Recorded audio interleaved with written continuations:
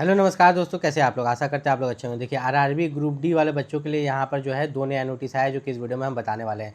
तो जितने बच्चे यहाँ पर रेलवे ग्रुप डी में फॉर्म भरे हैं 21,997 वैकेंसी में, तो उनके लिए यहाँ पर 2 नया नोटिस जारी किया गया है, जो कि इस वीडियो में हम बताने वाले हैं। सबसे पहला नोटिस का अगर यहाँ पर बात करें तो रेलवे ग्रुप डी के एग्जाम डेट के बारे में बताया गया है कि रेलवे ग्रुप डी का जो है आपका एग्जाम कब होगा। तो ध्यान से सुनिएगा, आपका जो आरआरबी एनटीपीसी 12 लेवल का एग्जाम है वो कब तक चलेगा, 21 जून तक। कब तक? 21 जून तक। 21 जून तक जब उसका एग्जाम कंप्लीट हो जाएगा, कंप्लीट होने के बाद जो आपका एग्जाम होगा यहाँ पर ग्रुप डी वाला, कब? ग्रुप डी वाला, तो उसका बताया गया है कि आपका जुलाई से अगस्त में होगा। कब होगा? जुलाई से अगस्त के बीच में होगा। ऐसा क्यों होगा? मैंने जुलाई से अगस्त क्यों लिखा? जुलाई से अगस्त लिखने का कारण ये है कि रेलवे ग्रुप डी का एग्जाम भी जो है अच्छा लंबा दिन चलेगा। ठीक है, रेलवे ग्रुप डी का एग्जाम ऐसा नहीं है कि एक दिन में करा लिया जाता है, 15 से 20 दिन में यहाँ पर इसका जो है एग्जाम होता है। कभी कभी रेलवे ग्रुप डी का एग्जाम पूरा 1 महीना यहाँ पर चलता है। तो जितने भी बच्चे यहाँ पर रेलवे ग्रुप डी में फॉर्म भरे हैं, तो एक चीज़ को अब याद रखिएगा कि अब आपका रेलवे ग्रुप डी का एग्जाम कब होगा? जुलाई से अगस्त के बीच में। ठीक है, टेक्स्ट बुक की तरफ से आप लोगों के लिए आ गया है यहाँ पर ग्रैंड पास सेल, जो कि यहाँ पर रहेगा 28 अप्रैल से लेकर 30 अप्रैल तक। अब इसमें क्या क्या चेंजेस हुए हैं टेक्स्ट बुक में देखिए, तो टेक्स्ट बुक में जो है पहले प्लेटफॉर्म फीस लगता था, अब कोई भी प्लेटफॉर्म फीस आपका नहीं लगेगा। 0 प्लेटफॉर्म फीस, मतलब किसी भी तरह का हिडन चार्जेस अब टेक्स्ट बुक में यहाँ पर नहीं लगने वाला। तो यहाँ पर टेक्स्ट बुक में सबसे खास बात 3 मेजर चेंजेस किए गए हैं। ठीक है, तो क्या चेंजेस किए गए हैं? सबसे पहली बात बता दें कि टेक्स्ट बुक में पहले होता था आपका पास प्रो मैक्स, ठीक है, फिर एलाइट, तो ये तीनों अब नहीं रहेगा, अब सिंगल पास रहेगा। ठीक है, सिंगल पास में आप सभी एग्जाम की तैयारी कर सकते हैं, जैसे कि आप एसएससी की कर रहे हैं, बैंक की कर रहे हैं, रेलवे की, यूपीएससी की या स्टेट लेवल एग्जाम्स की। और सबसे खास बात यह है कि जो एग्जिस्टिंग यूजर्स है, जो पहले से टेक्स्ट बुक यूज़ कर रहे हैं, जिनके पास किसी भी तरह का पास है, तो उनको फिर से ये सिंगल वाला पास लेने की जरूरत नहीं है, वो बस ऐप को अपडेट कर लेंगे। ठीक है, ऐप को अपडेट कर लेंगे, ये फीचर उनको मिल जाएगा। अब टेक्स्ट बुक में आपको मिलता क्या है? देखिए, अगर आप टेक्स्ट बुक को यहाँ पर परचेस करते हैं तो आपको यहाँ पर टेक्स्ट बुक की तरफ से मिलता है मॉक टेस्ट। क्या मिलता है? Mock test. मॉक टेस्ट के साथ साथ प्रीवियस ईयर क्वेश्चन पेपर आपको फिर मिलता है, स्टडी नोट्स, और उसके बाद जो है आपको अनलिमिटेड लाइव टेस्ट। ठीक है, जितना लाइव टेस्ट चाहिए उतना लाइव टेस्ट आप यहाँ पर दे सकते हैं टेक्स्ट बुक में।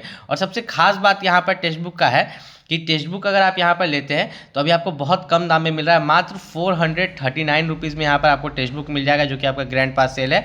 आपको मेरा कूपन कोड यूज़ करना है VSS बस, जिससे कि आपका यहाँ पर 12% ऑफ हो जाएगा। कितना परसेंट? 12%।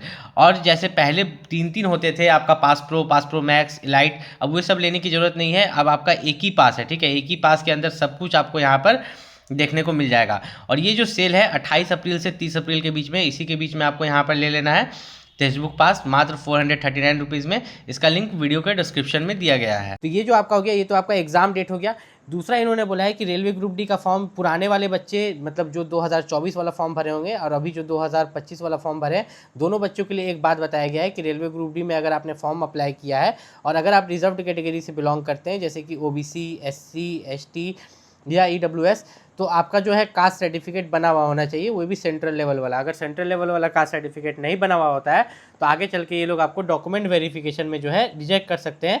इस चीज़ का यहाँ पर खास ख्याल रखिएगा। दूसरा यहाँ पर इन्होंने एक चीज़ और लाया है आपका मेडिकल स्टैंडर्ड्स को लेके। देखिए, रेलवे ग्रुप डी में लगभग 15 पोस्ट है। कितना? लगभग 15 पोस्ट का मतलब वही 14-15 पोस्ट है रेलवे ग्रुप डी में। तो सब के लिए मेडिकल स्टैंडर्ड्स अलग अलग है, किसी के लिए A2 है, किसी के लिए A3, किसी के लिए B1, किसी के लिए C1। अब जिसको नहीं पता रेलवे का मेडिकल स्टैंडर्ड्स के बारे में, एक चीज़ बता देते हैं। नॉर्मल है कि आप फिजिकली फिट होने चाहिए सब में, ठीक। और दूसरा है कि आपका आँख अच्छा होना चाहिए, ठीक है, आपका आई साइट जो है वो काफ़ी अच्छा होना चाहिए। यहाँ पर A2 में क्या है कि आपको चश्मा लगा हुआ नहीं होना चाहिए, बाकी सब में यहाँ पर चश्मा लगा भी है, A3 में, B1 में और C1 में तो चलेगा, लेकिन A2 में आपको जो है विदाउट ग्लासेस चश्मा नहीं लगा होना चाहिए। इस चीज़ का खास ख्याल रखिएगा।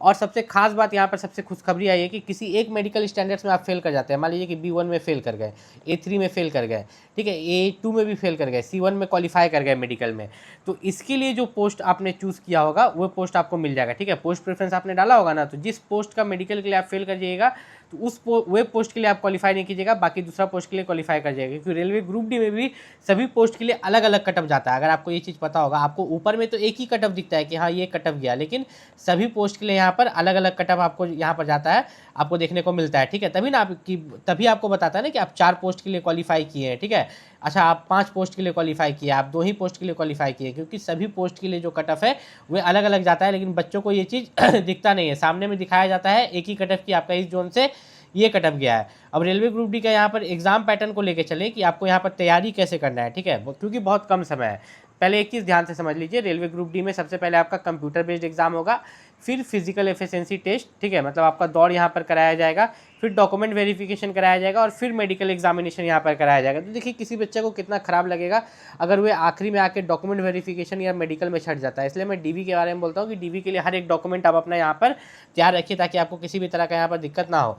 तो रेलवे ग्रुप डी में अगर यहाँ पर बात करें तो रेलवे ग्रुप डी में अगर आप देखिएगा तो टोटल यहाँ पर 100 क्वेश्चन रहने वाले हैं, 90 मिनट का समय, और इसी एग्जाम पर आपका मेरिट बनेगा। यही चीज़ मैं आपको क्लियर कर देता हूँ कि इसी एग्जाम पर आपका यहाँ पर सिलेक्शन होगा।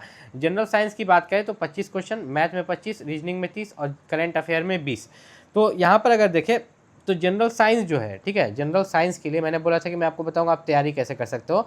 जनरल साइंस के लिए जो सबसे बेस्ट बुक होता है, ठीक है, जनरल साइंस के लिए वो होता है स्पीडी पब्लिकेशन का। ये मैं कोई प्रचार नहीं कर रहा हूँ, मैं बता रहा हूँ अपना एक्सपीरियंस और सब बच्चों का एक्सपीरियंस जो सिलेक्शन लेते हैं। मैथ रीजनिंग के लिए आप जो है किरण पब्लिकेशन का बुक को यहाँ पर प्रेफर कर सकते हैं, और करंट अफेयर के लिए आपका कुछ भी चलेगा। करंट अफेयर में आपको ज़्यादा समय देना नहीं है। देखिए रेलवे ग्रुप डी में बच्चा टारगेट करके कैसे चलता है, जैसे कि आपका जो जनरल साइंस है, जनरल साइंस में आपके टोटल यहाँ पर 25 क्वेश्चन है, तो 25 में से जो बच्चा यहाँ पर क्वेश्चन टारगेट करता है 20 क्वेश्चन, मैथ में से भी 25 में से 20, रीजनिंग में से 30 में से 25 और करंट अफेयर में 10। करंट अफेयर में बहुत कम यहाँ पर जो है टिक किया जाता है। अब जनरल साइंस का यहाँ पर 20, ठीक है, तो 20 40 हो गया, ठीक है, 50 60 70 तो 75।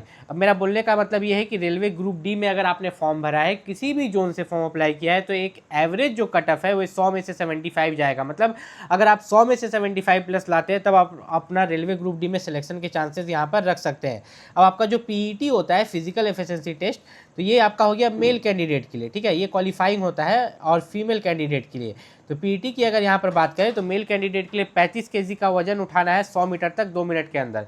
फीमेल कैंडिडेट के लिए 20 केजी का वजन उठाना है 100 मीटर तक 2 मिनट के अंदर। मेल कैंडिडेट का रनिंग है 1000 मीटर 4 मिनट 15 सेकंड के अंदर, ठीक है।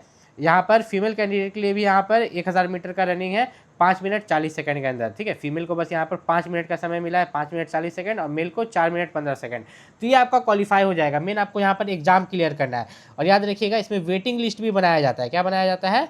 वेटिंग लिस्ट, जिसके बारे में मैं आपको यहाँ पर नीचे बता देता हूँ कि आपका जो वेटिंग लिस्ट बनता है इस पर खास ख्याल रखिएगा, ठीक है। वेटिंग लिस्ट जो है, जैसे कि यहाँ पर जो भी पोस्ट आपका दिया गया होगा, पोस्ट आपका नीचे चला गया, ठीक है। अब यहाँ पर जो है कटअप सबसे पहले आपको बता देते हैं। देखिए आपका जो गुवाहाटी हो गया, इसका थोड़ा कम कटअप जाएगा। मुंबई में सबसे ज़्यादा वैकेंसी है, इसका कम कटअप जाएगा आपका। मैंने पहले भी ये चीज़ आपको बताया था। चेन्नई का आपका कम कटअप जाएगा, बाकी सबका कटअप एक बराबर रहने वाला है, ठीक है। बाकी सबका कटअप जो है आपका यहाँ पर एक बराबर रहेगा, कुछ भी कम कटअप यहाँ पर बाकी सबका नहीं जाने वाला है। अब यहाँ पर जो आपका कास्ट सर्टिफिकेट है, देखिए उसमें लिखा हुआ है under the government of India, मतलब वो सेंट्रल लेवल कास्ट सर्टिफिकेट है। ये आपका जो है पहचानने का तरीका है, जिससे कि आप यहाँ पर पहचान सकते हैं। अब रेलवे ग्रुप डी में अगर आपने फॉर्म भरा है तो एक चीज़ का याद रखिएगा कि आपको अभी तैयारी करने के लिए अच्छा समय मिल गया है। तो रेलवे ग्रुप डी के लिए जो सबसे बेस्ट बुक है उसका लिंक मैंने इस वीडियो के डिस्क्रिप्शन में दे दिया है, वहाँ से जाके आप परचेस कर सकते हैं। और कोई भी दिक्कत हो तो नीचे कमेंट करके पूछ सकते हैं। अगर आप भी रेलवे ग्रुप डी भर्ती की तैयारी कर रहे हैं तो रेलवे ग्रुप डी भर्ती के लिए जो सबसे बेस्ट बुक है उसका लिंक मैंने इस वीडियो के डिस्क्रिप्शन में डाल दिया, वहाँ से जाके परचेस कर सकते हैं। साथ ही साथ रेलवे ग्रुप डी भर्ती को लेकर अगर आपको कोई भी डाउट है तो आप नीचे कॉमेंट करके पूछ सकते हैं।